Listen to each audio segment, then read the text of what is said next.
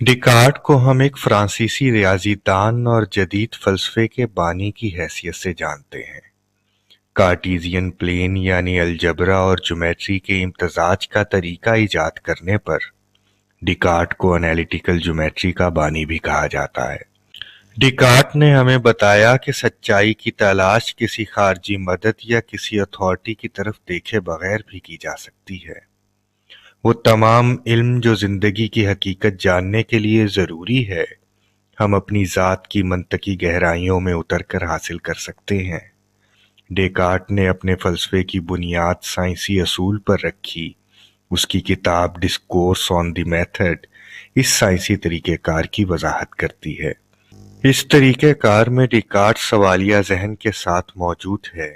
वो न किसी चीज़ को मानता है और ना ही उससे इनकार करता है, बस गैर जानिबदार रहता है।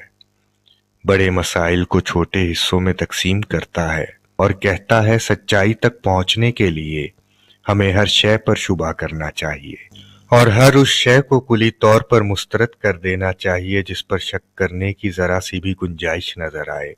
अगर हम ऐसा करें तो तमाम मादी अशिया जिनका शऊर हमें अपने हवासे खमसा से होता है, किसी ख्वाब की तरह गैर हकीकी दिखाई देंगी, क्योंकि जागते हुए हमारे जहन में जो ख्यालात दाखिल होते हैं वही ख्यालात हमारे जहन में नींद के दौरान भी आ सकते हैं। यानी हर वो बात जो हमारे जहन में दाखिल होती है वो हमारे ख्वाब की फरेबकारियों से ज़्यादा सच्ची नहीं हो सकती। लेकिन ख्वाब देखने के लिए ज़रूरी है कि कोई ख्वाब देखने वाला हो। इस पर डेकार्ट पुकार उठता है, I think therefore I am. मैं सोचता हूँ लिहाजा मैं हूँ।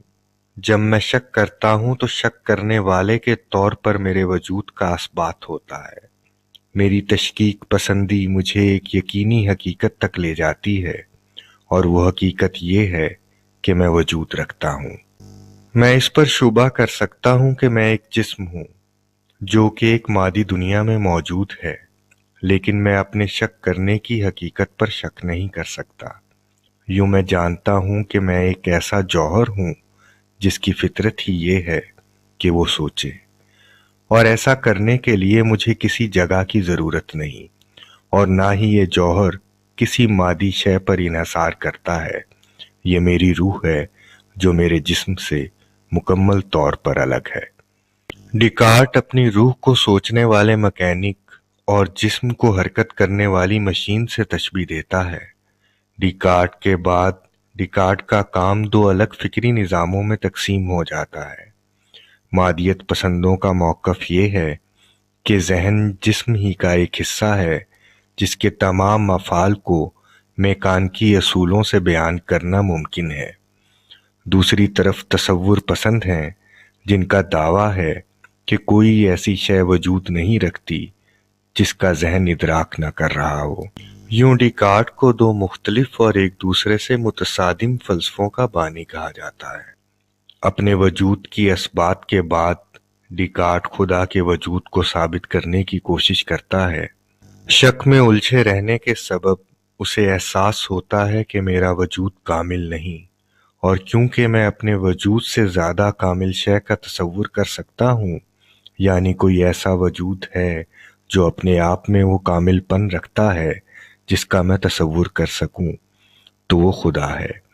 और सिर्फ वही शय उससे मंसूब की जा सकती है जो कामिल हो, यानी ऐसी ज़ात जिसमें कोई नुक्स ना हो, जो तमाम नकाइस से पाक हो।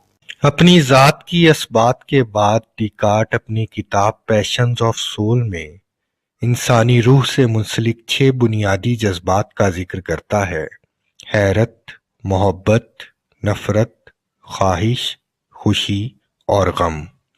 इन बुनियादी जज्बात के इम्तजाज से जन्म लेने वाले जज्बात पर भी तफसील से गुफ्तगू करता है। हर जज्बे की वजूहात, उसके असरात और उसके अफ़आल को तफसील से बयान करता है। डिकार्ट के नज़दीक एक फ़लसफ़ी का काम ऐसा होना चाहिए कि लोग उसके काम की मदद से न सिर्फ अपने जज्बात को समझ सकें बल्कि उन्हें कंट्रोल भी कर सकें। उसके नज़दीक एक कमज़ोर रूह भी अपने जज्बात पर काबू पाकर कामयाब रूह में तब्दील हो सकती है। स्वीडन की मलका क्रिस्टीन, जो कि फलसफे की शौकीन थी और चाहती थी कि डिकार्ट से इंसानी रूह में परवरिश पाने वाले जज्बात और नफ्सियाती उलझनों की सच्चाई के बारे में जाने, क्रिस्टीन के बारहा इसरार पर डिकार्ट ने स्वीडन जाने की दावत कबूल तो कर ली, लेकिन स्वीडन का मौसम हॉलैंड के मुकाबले में कहीं ज़्यादा शदीद था, और क्रिस्टीन ने अपनी मसरूफियात में से फलसफे के लिए सुबह 5 बजे का वक्त निकाला।